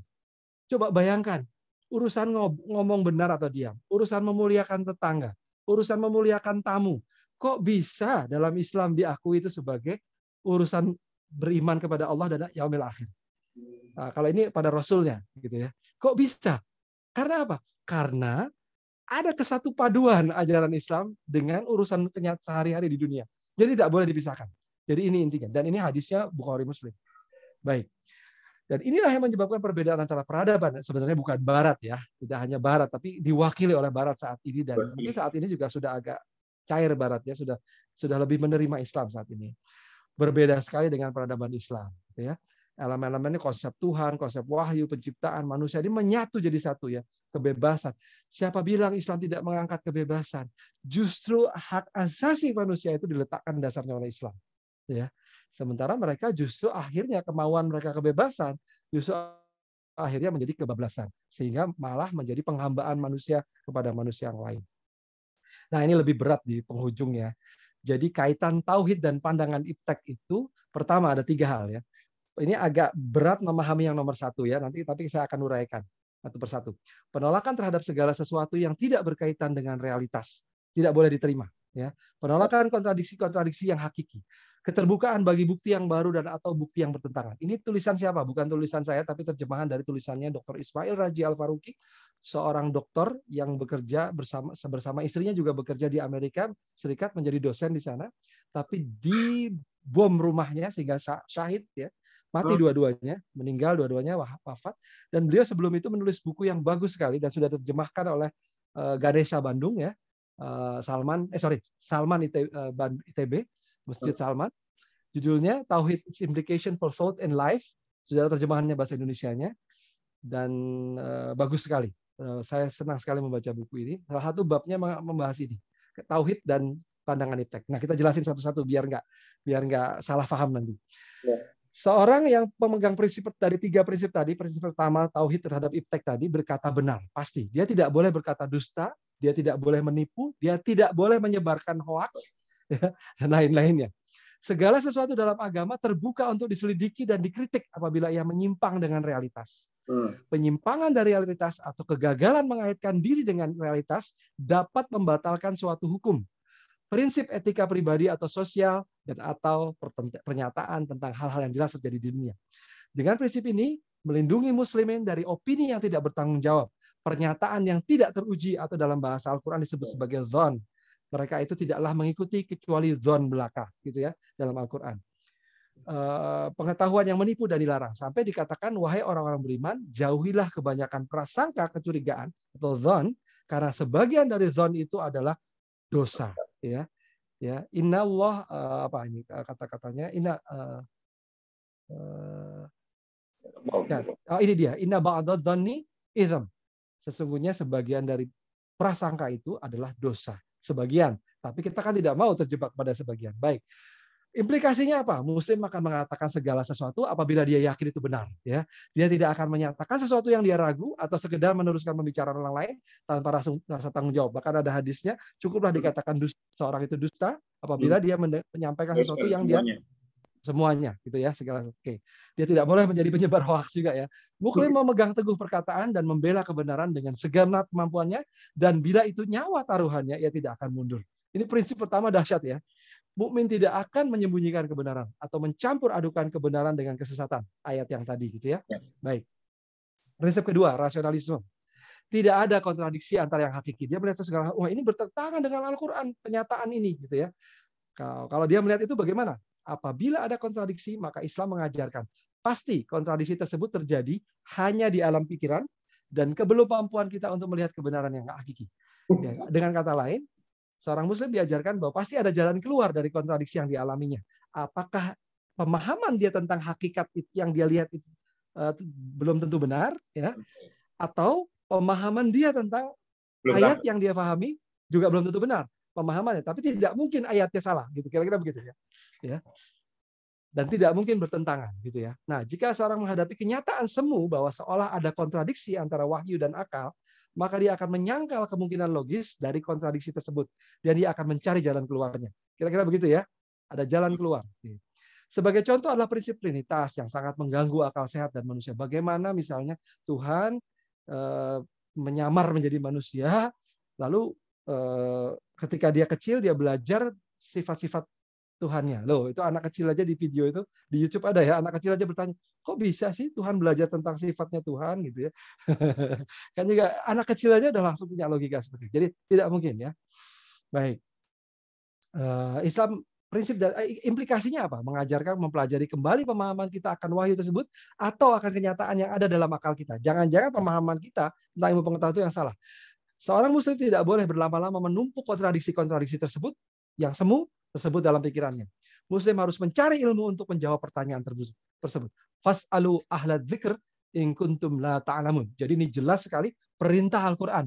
Kita tidak perlu lagi menanya-nanya apakah ini wajib atau tidak. Kalau Allah yang memerintahkan, ya, pasti wajib. Kira-kira begitu ya. Tentu tinggal ulama saja yang mendefinisikan apakah wajibnya seperti apa dan sebagainya. Tapi ini perintah Allah. Kalau kita ingin mengetahui segala sesuatu, tanya pada ahlinya. Prinsip ketiga, keterbukaan terhadap bukti baru. Bukti yang selama ini bertentangan dengan yang kita pahami atau seolah kita yakini kebenarannya. Bahkan seandainya kita sudah paham betul tentang ilmu pengetahuan, terus ternyata bertentangan gitu ya dengan yang lain, maka yang baru itu menjadi lebih benar. Gitu, kira-kira begitu ya. Kita akan selalu terbuka. Ya, kita akan selalu terbuka terhadap bukti-bukti baru. Muslim akan terhindar dari sikap literalisme atau taklid, fanatisme dan konservatisme atau jumud yang mengarah kepada kemandegan berpikir. Nah, ini materinya agak berat memang. Implikasinya luar biasa, mengantarkan Muslim pada prinsip kerendahan hatian seorang intelektual mukmin. Ia memaksa mengucapkan wallahu alam pada sesuatu yang bahkan sudah dipelajarinya dengan keras karena ia yakin akan kebenaran al-haqqu mir rabbik adalah lebih besar daripada otaknya atau yang dipahaminya. Seorang Muslim akan cenderung mengatakan mereka yang mendengar seorang Muslim akan cenderung mendengarkan sebagaimana surat Az-Zumar ayat 17, mereka yang mendengarkan perkataan-perkataan lalu mengikuti apa yang paling baik di antaranya. Mereka itulah orang-orang yang telah diberi petunjuk oleh Allah dan mereka itulah orang-orang yang mempunyai akal sehat. Dan sebaliknya dalam surat Tabarak juga surat Al-Mulk ya dikatakan wa qalu law kunna nasma'u aw naqilu ma kunna fi ashabis sa'ir. Penyesalan orang-orang kafir di yaumil akhir nanti adalah ketika mereka masuk melihat neraka adalah law kunna nasma'u aw naqilu. Seandainya dulu kami mau mendengar dan mau berpikir. Nah, berbeda terbalik sekali ya dengan ini gitu ya. Jadi orang Islam justru diajari untuk mendengar lalu mikir mana yang paling baik di antara perkataan tersebut. Paling baik kan berarti ada logika berpikir dan seterusnya. Implikasinya seorang mukmin akan selalu rendah hati dalam berpendapat. Sikap ini ditunjukkan ulama Imam Syafi'i berkata, ketika hadis sahih ditemukan, maka itulah mazhabku atau pendapatku. Seperti ilmu padi, kian berisi, kian perunduk, makanya semakin tinggi ilmu seorang, dia semakin rendah hati. Dalam Quran juga diungkapkan, wa fawqa kulli dzi ilmin alim, dan di atas tiap-tiap orang berpengetahuan itu ada lagi yang maha mengetahui, yaitu Allah Subhanahu wa taala. Dan saya kira sebagai penutup kesimpulannya mukmin atau mukminah yang dicari adalah berilmu tinggi dan luas, memahami secara lengkap Islam sebagai solusi dan petunjuk hidup yang menyempurnakan, memahami bahwa imtek adalah bagian dari sunnatullah, berkepribadian kuat, mandiri, menjadi contoh, memiliki semangat jihad dan berdakwah, memegang teguh apa yang diyakininya, mampu menggerakkan potensi umat. Wallahu a'lam bishawab. Kita tanya jawab kalau ada waktu. Agak ngebut ya. memang apa namanya, materinya sangat menarik. Agak berat ini. Betul. Bagi adik-adik mahasiswa, saya nggak tahu nih paham atau enggak nih. Tapi saya justru dulu mempelajari materi waktu mahasiswa. Artinya buat saya menarik karena mungkin saya baca bukunya Imaduddin, baca bukunya Raji itu, Dr. Ismail Raji Al-Faruqi, sangat menarik sebenarnya. Saya sarankan untuk mempunyai buku itulah, Tauhid itu. Saya persilakan nih bapak-bapak dosen dulu nih, saya persilakan kalau ada mahasiswa mau bertanya raise hand ya, nanti saya beri kesempatan. Ini bapak-bapak dosen ini udah ada yang saya jadikan co-host. Silakan. Bisa berkomentar. Ini ada Prof. Mir Alam dari Makassar. Nanti ada Dr. Sumedi dari UIN Sunan Kalijaga. Masya Allah. Silakan. Ya, bisa sedikit Pak Prof. Silakan Pak. Prof. Alam. Ya, luar biasa ini materinya. Ini menjadi motivasi bagi kita, termasuk anak-anak mahasiswa yang sementara mengkaji ilmu, bahwa betapa luar biasanya Islam sebenarnya. Tadi kalau kita simpulkan itu apa yang disajikan Pak Prof, kenapa Islam itu dia bisa menguasai peradaban selama beberapa tahun dibanding dengan peradaban lainnya. Itu salah satu kuncinya kan hampir semua ilmu yang berkembang itu inspirasinya dari Al-Quran. Inspirasinya dari Al-Quran. Sehingga tugas kita sebagai Islam harus mencoba bagaimana mengembalikan Pak Prof. Saya katakan begini, kita kesempatan ini untuk balas barat. Ketika dipisahkan ruhnya ilmu, ya diambil ruhnya, kemudian yang pertama disuarakan adalah ilmu itu bebas nilai, itu kan memang luar biasa dampaknya kan. Itulah yang membangun peradaban. Nah, bagaimana sekarang ilmu dengan penuh keterbukaan itu kita bungkus kembali. Jadi saya bahasakan spiritualisasi keilmuan. Nah, kalau itu kita bungkus kembali, kita jadi hebat. Jadi anak-anakku bisa hebat. Jadi saya bahasakan begini, ketika kita mampu membungkus dengan ruhnya kembali, apa kata Tuhan, dan kita kombinasikan lagi dengan kearifan lokal, lahirlah suatu referensi baru di bidang teknik, di bidang pertanian, di bidang politik.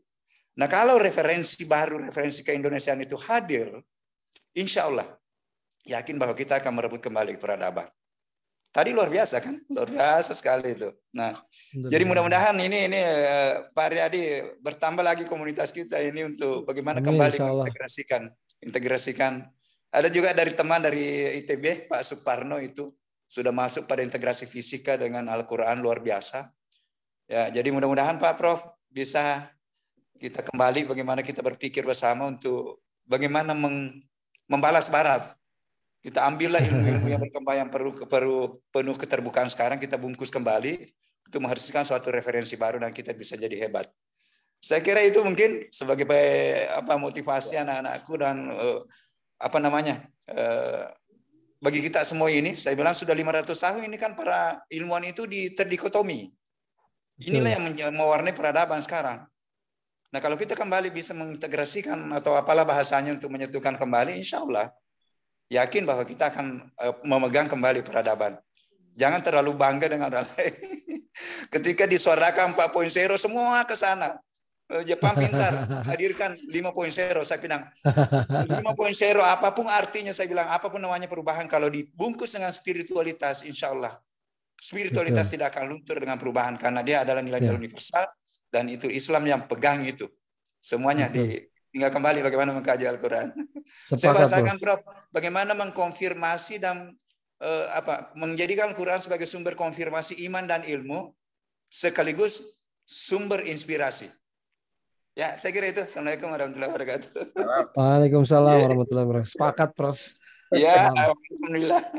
Baik, Semangat saya. ini dari Win Sunan Kalijaga, Dr. Sumedi. Allah. Dr. Sumedi. Mana Dr. Sumedi ini? Saya di-unmute sendiri. Ah, itu dia. Ya, masih Pak Riyadi. Yes. Saya senang mendengarkan presentasinya Pak Mistri Ghozan tadi ini. Luar biasa ini ya, luar biasa. Ya. Saya berharap sih kalau jika diizinkan materinya di-share biar Sudah, Pak. Biar umat Islam nanti lebih cepat untuk Ya, berdakwah. betul. Sudah ada di chat, Pak. Sudah saya kirim ke chat. Terima kasih banyak, Bro. Ada di chat. Iya, sudah saya kirim di chat. Saya ingin mohon tambahan pencerahan dari Pak Mistri Ghozan terkait dengan buku yang tadi ditampilkan Profesor Boy tadi. Itu kan yang mana? Ada di berapa buku pengantarnya. Oh ya, baik. Di pengantarnya kan ada Profesor Abdus Salam. Beliau memberikan komentar bahwa islamisasi ilmu itu semacam ada kecurangan di situ. Sehingga dia tidak setuju dengan istilah islamisasi ilmu. Sementara si Ismail Al-Faruqi tadi dia ingin memasukkan tauhid ya, tauhid sebagai dasar ya, sebagai dasar dari pengembangan ilmu. Pada pengantar Profesor Boy, si Abdus Salam mengusulkan umat Islam hendaknya lebih banyak berkomunikasi dengan para ilmuwan di seluruh dunia, sehingga lalu tidak semacam inklusif eksklusif ya eksklusif semacam kelompoknya sendiri yang lebih benar ini ya. Karena sebenarnya para ilmuwan Barat pun mempelajari sunatullah ya. Kalau mereka menemukan ilmu itu juga ilmu Allah nih. Betul. Ada tulisannya siapa itu orang dosen kimia di UIN Bandung ya, Dede Mahendra atau siapa ini, Dede Suhendra kalau nggak salah ya, Dede Suhendra itu yang dia menulis kimia dalam Al-Quran itu. Beliau mengusulkan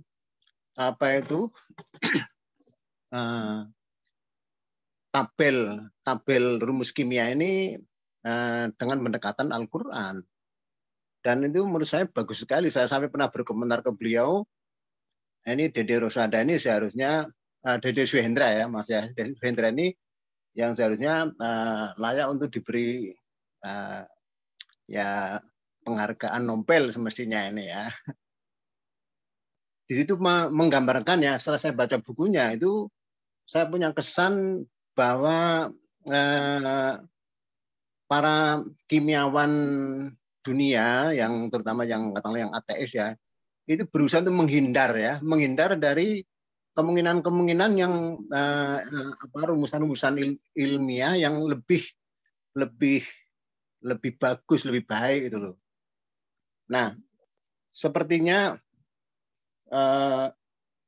satu sisi Barat yang liberal yang memang dengan kebebasannya lalu bisa mempelajari apa saja, alias punya keberanian ya tanpa rasa takut sedikit pun untuk mempelajari apa saja, sehingga mereka karena lebih dahulu mencoba dengan metode trial and error, lalu lebih cepat maju, lebih tahu kebenaran lebih awal daripada orang-orang katakanlah orang-orang Islam yang semacam sudah merasa puas nih dengan janji-janji dari Tuhan, seakan-akan kalau sudah jadi orang Islam nanti dijamin masuk surga di dunia, selamat gitu ya. Nah, salah satu komentar Abdus Salam dalam bukunya Hutbah itu, dia bilang begini, ini yang mungkin saya mohonkan komentar dari Pak Gozan itu. Di bab 4 kalau tidak salah ya, itu dia mengemukakan satu paragraf ya. Dunia Islam hingga sekarang itu paling tidak memperhatikan ya, kira-kira pemahamannya ya, maksudnya aja nih, tidak memperhatikan hal yang penting yang justru dengan yang penting ini yang dia maksudnya adalah ilmu pengetahuan ya, pengetahuan dan teknologi. Justru dengan ilmu pengetahuan dan teknologi itulah Islam akan punya daya tahan yang lebih bagus ini. Nah, mohon komentarnya. Terima kasih Pak Gozan. Ya, terima kasih Pak Sumedi. Jadi saya langsung jawab ya Pak Aryadi ya. Silakan, kita interaktif. Ya, jadi memang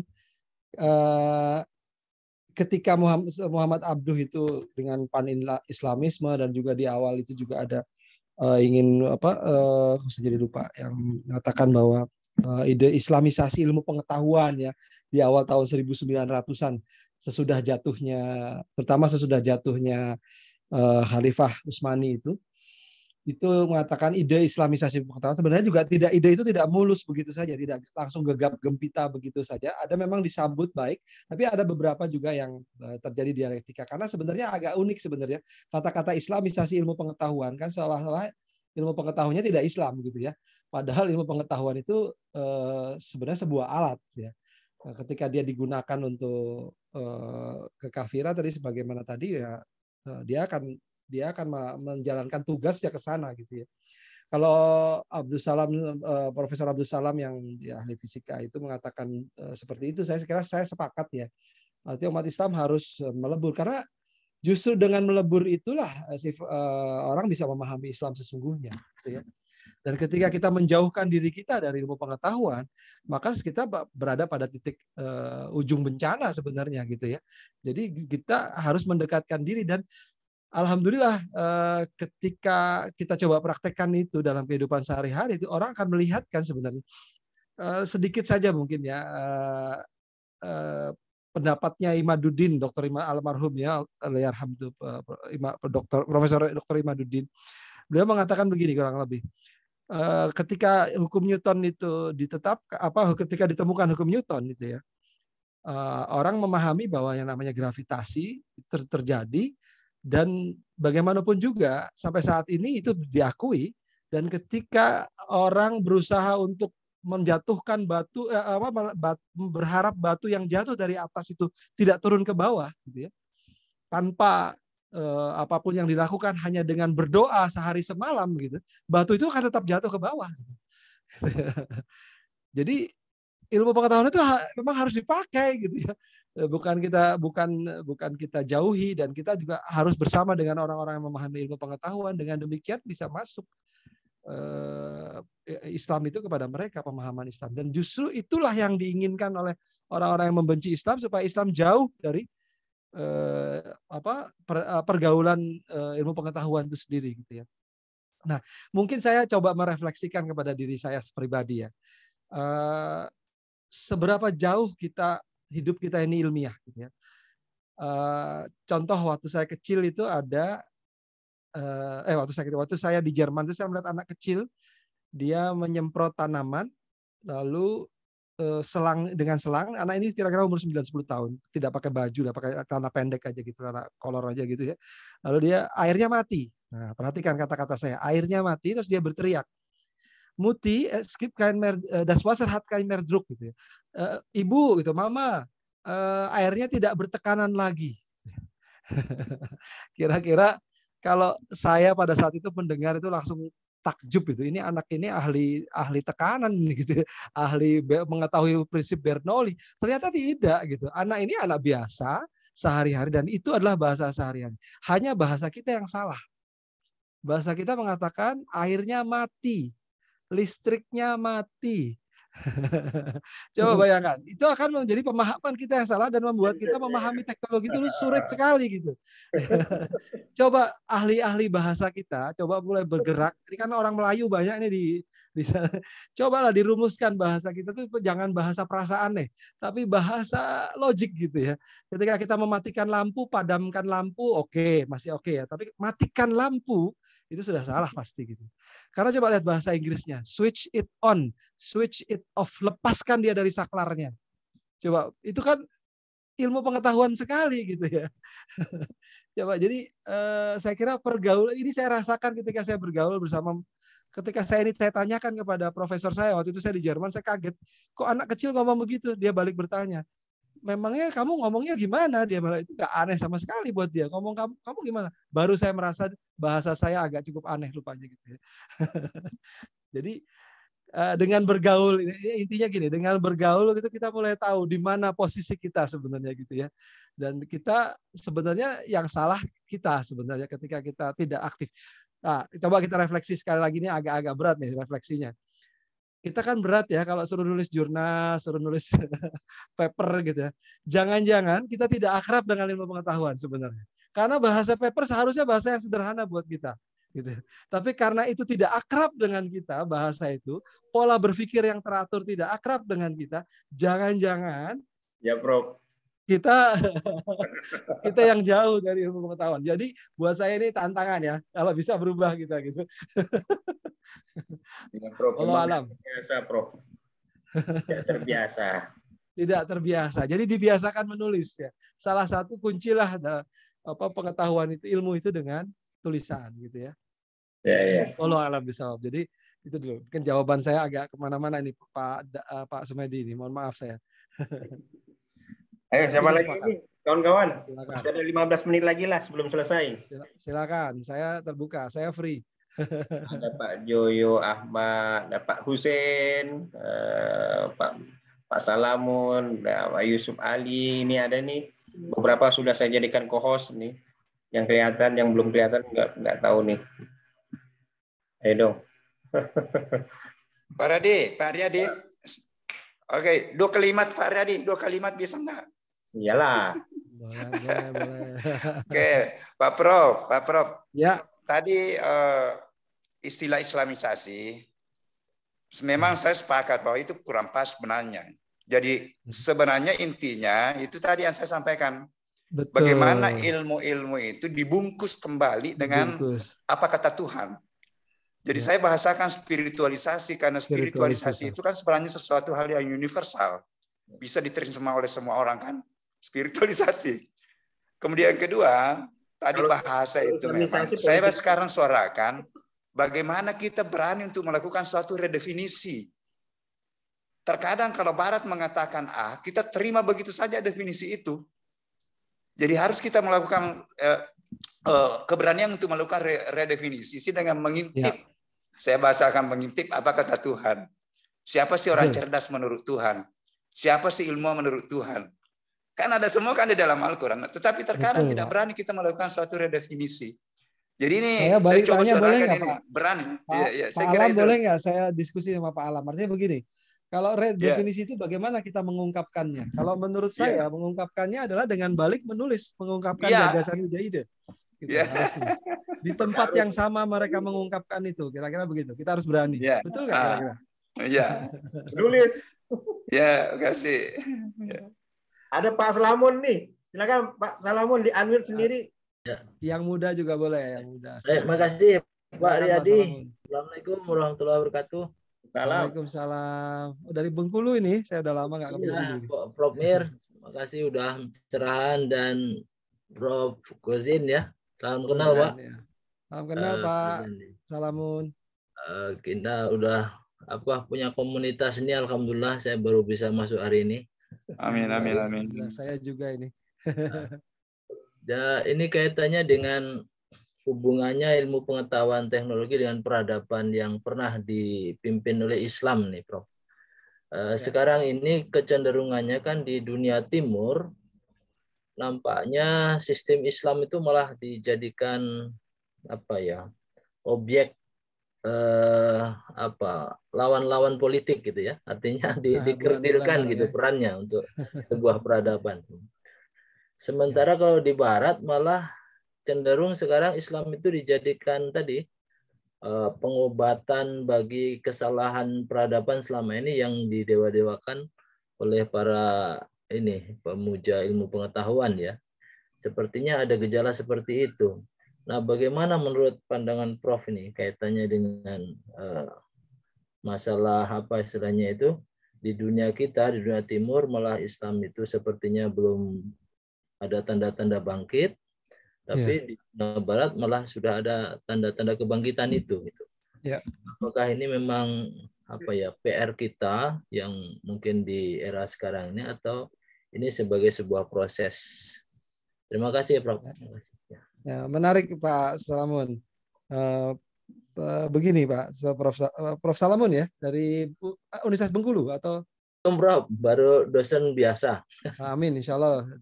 Pak Salamun, jadi kira-kira begini, kalau saya melihat dua hal kuncinya. Tadi selain yang disampaikan oleh Pak Alam ya, Prof Alam tadi bahwa kita harus berani mengungkapkan. Tapi itu adalah menurut saya cara pertama, yaitu cara dialektika, gitu ya. Dialektika, cara kita berwacana, menyampaikan sesuatu. Kita juga harus berani tidak hanya berwacana, tapi menyampaikan di tempat yang bahasa itu didengar oleh mereka dengan bahasa-bahasa mereka. Jadi saya sepakat dengan Pak Alam, kita tampilkan bahasa kita yaitu dengan spiritualitas, dengan konsep-konsep Islamnya seperti apa, diambil dari Quran, dan kita bicara itu dengan lantang, tanpa ragu. Tapi itu masih tataran dialek, ya, tataran diskusi gitu ya, tataran diskursus masih begitu. Yang kedua, diskursus ini tidak akan berarti kalau tidak diikuti dengan kekuatan ekonomi dan sosial, gitu ya. Nah, gerakan ekonomi dan sosial ini menjadi penting. Artinya apa? Orang akan memandang siapa yang bicara, ketimbang hanya pembicaraannya saja, kira-kira gitu ya. Kalau yang sekarang kita lihat dunia ini agak aneh saat ini ya. Elon Musk itu apa dia? Jangan-jangan dokter juga bukan, master juga bukan. Tapi semua orang sekarang mendengarkan Elon Musk ya. Kenapa? Karena dia kuat secara background sosial dan ekonominya kuat sekali gitu ya. Demikian juga dengan Bill Gates. Kalau tidak salah Bill Gates S1 saja tidak lulus gitu ya. Dia keluar. Ya, demikian juga dengan Zuckerberg dan segala macam itu. Orang mendengarkan ucapannya. Kenapa? Karena tataran sosial ekonominya kuat. Ini tidak salah. Kenapa? Karena pada saat Islam muncul, itu juga sangat kuat. Ketika Abbasiyah, ketika Fatimiyah, walaupun Fatimiyah Syiah ya, tapi kita tidak tahu Syiahnya yang sampai di mana. Tapi ilmu pengetahuan itu di backup betul dengan ekonomi. Sebagai contoh, di saat dinasti-dinasti Islam itu begitu kuat, universitas itu begitu tinggi, itu raja-raja dan ratu-ratu itu punya universitas sendiri. Punya universitas sendiri. Dan yang disebut universitas itu sudah ada lembaga professorship S3, S2, S1 lengkap dengan beasiswanya. Yang saya sebut beasiswa itu tidak 10%, 20%, 100% beasiswa. Jadi masih bahkan penduduk itu saat itu di satu kota di Maroko itu seluruh rumah, hampir seluruh rumah digambarkan di dalam buku itu memiliki sudut perpustakaan. Bayangkan saat itu belum ada mesin cetak. Jadi semua ditulis dengan tangan. Gitu ya. Artinya apa? Ilmu pengetahuan itu begitu tinggi dan itu di backup oleh bagaimana buku itu bisa sampai kalau orang tidak punya mesin cetak, kalau tidak ada backup penerbitan-penerbitan yang didanai oleh ekonomi sosial dan sebagainya. Jadi raja-rajanya juga cinta terhadap ilmu pengetahuan. Jadi kalau ini pertanyaannya kita balik ya, agak sedikit berbahaya. Sejauh mana raja-raja atau pemimpin-pemimpin negara-negeri Islam cinta terhadap ilmu pengetahuan? Nah, ini yang ini juga perlu kita pikirkan. Artinya apa? Kita harus berusaha supaya masyarakat kita ini cinta terhadap ilmu pengetahuan. Dan itu tidak menghalanginya dari kemajuan ekonomi dan sosial. Jangan bilang, oh deh saya ahli ilmu aja deh, saya nggak usah mencintai ekonomi. Nah, tidak begitu juga gitu ya. Harus dua-duanya diperkuat, kira-kira begitu. Ya tentu semua orang punya kecenderungan dan keahlian masing-masing, tapi tidak boleh dipisahkan juga. Karena backup sosial dan ekonomi juga penting gitu ya, supaya kita didengarkan. Mohon maaf kalau terlalu panjang jawabannya, Pak. Ya Pak Salamun. Terima kasih, Prof. Ya. Sama-sama. Ya, dikit lagi. Siapa ini? Sayang lu bapak-bapak dosen ini saya lihat udah hadir, nggak ada suaranya. Pak Yusuf, Pak Joyo, Pak Husin, Pak Hairul Anam, ini beberapa ini saya lihat nih. Kalau adik-adik mahasiswa dengerin aja lah. Kalau masih belum ininya belum dong. Nggak apa-apa, kalau mau nanya juga boleh, jangan takut. Ya, Mereka ayo. masa depan kita loh. Harusnya mereka nanya nih adik-adik mahasiswa nih. Pada diem-diem. Silakan. Wah. Apalagi kalau memang udah berakhir, harusnya jam 9, tadi kita mulai telat 15 menit, berakhirnya juga lewat 15 menit. Mungkin kalimat penutup apa ini? Ya, Pak Yusuf nih. Boleh kalau masih ada waktu, Pak. Oh, masih, silakan. Saya free nih. Oh, iyalah. Baik, terima kasih atas kesempatannya Pak Riyadi dan Prof. Mohon luar biasa ilmunya tadi, pencerahannya. Ini saya mau bertanya singkat saja, Prof, terkait dengan tafsir ilmi itu.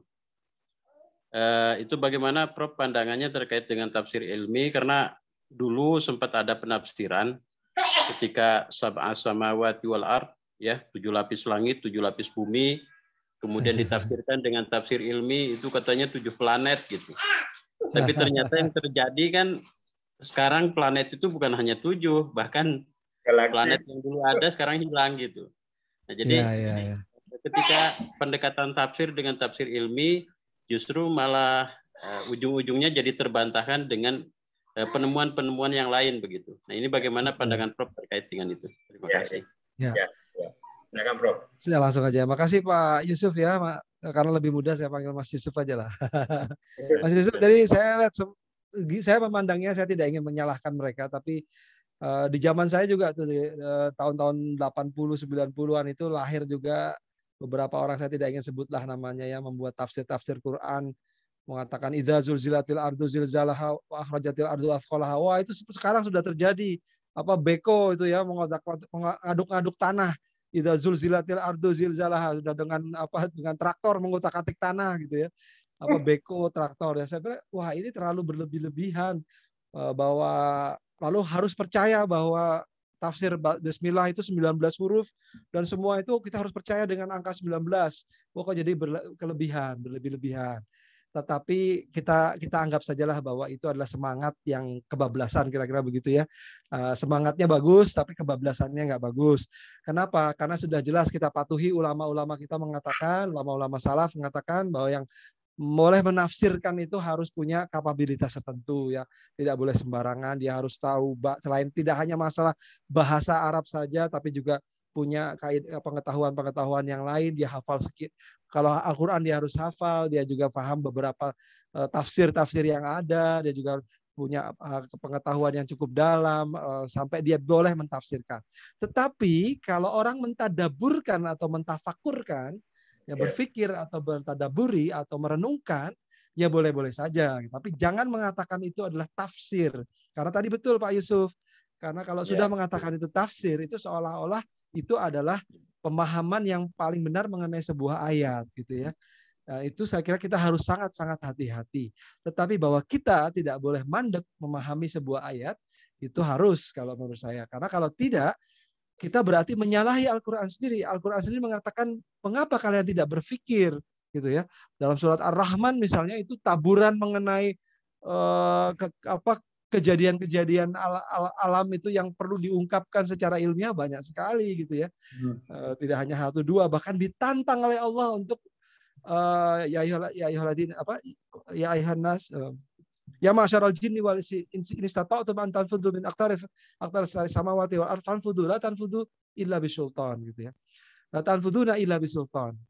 Jadi tantangan dari Allah surat Ar-Rahman itu itu betul-betul harus dijawab dengan ilmu pengetahuan. Dan tapi bahwa tafsirnya hanya itu saja, itu tidak boleh, kebablasan. Itu tidak hanya tafsir ilmi, Pak. Saya kira ada banyak, saya tidak ingin menyebut nama nanti jadi polemik gitu ya.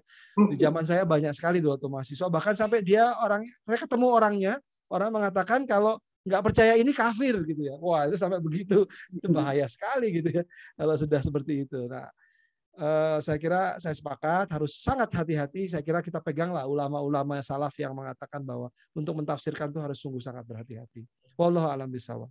Wallahu a'lam. Ya, udah habis nih. Iya. Pas waktunya ya 21.15. Oh iya.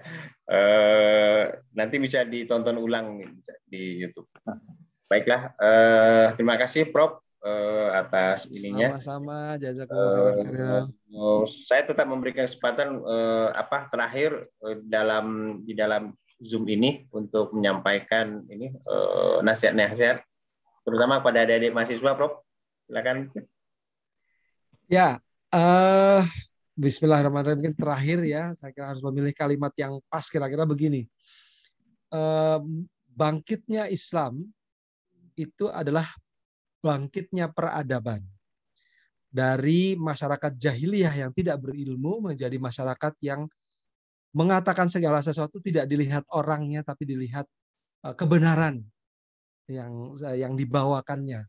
Dan itu telah berhasil mengubah peta peradaban dunia. Demikian juga runtuhnya masyarakat kita, terpuruknya masyarakat kita, akarnya adalah kebiasaan atau hilangnya kebiasaan-kebiasaan kita menggunakan ilmu pengetahuan, termasuk di dalam ilmu pengetahuan itu adalah din. Din itu bagi saya juga adalah ilmu pengetahuan yang sampai kepada kita, yang kita pelajari, gitu ya. Dan kita harus tetap mempelajari itu sampai kapanpun, tidak berakhir ketika seorang menjadi seorang profesor, apalagi kalau dia masih jadi mahasiswa. Kira-kira gitu ya. Allah alam bisawab. Semangat ya, mahasiswa harus semangat. Gitu. Baik, jangan cepat puas. Allah alam bisawab, billahi taufik wal hidayah. Mohon maaf kalau ada kesalahan. Baiklah hadirin semuanya, kita cukupi pertemuan malam ini. Kita tutup dengan sama-sama baca doa kafaratul majelis dan alhamdulillah ya. Alhamdulillah dulu. Alhamdulillahirabbil alamin. Allahumma wa bihamdika asyhadu an la ilaha illa anta astaghfiruka wa atubu ilaik. Assalamualaikum warahmatullahi wabarakatuh. Waalaikumsalam warahmatullahi wabarakatuh. Materinya Pak Riyadi, materi. Terima kasih Pak Riyadi, terima kasih Prof. Stop dulu nih. Ya.